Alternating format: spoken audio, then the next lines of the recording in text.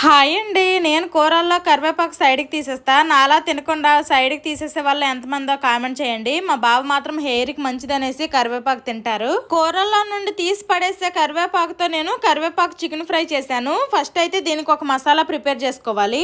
ఎండుమిరపకాయలు, ధనియాలు, జీలకర్ర, బిర్యానీ స్పైసెస్, వెల్లుల్లి, కరివేపాకు వేసి ఫస్ట్ ఫ్రై చేసుకొని పౌడర్ చేసుకోవాలి. ఆ తర్వాత ఆయిల్లో జీడిపప్పు కూడా ఫ్రై చేసుకొని తీసేయాలి.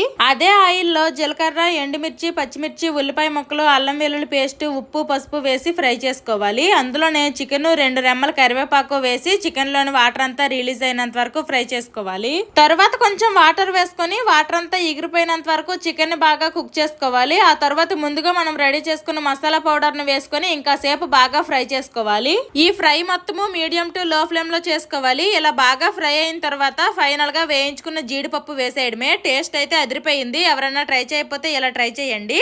Bye bye.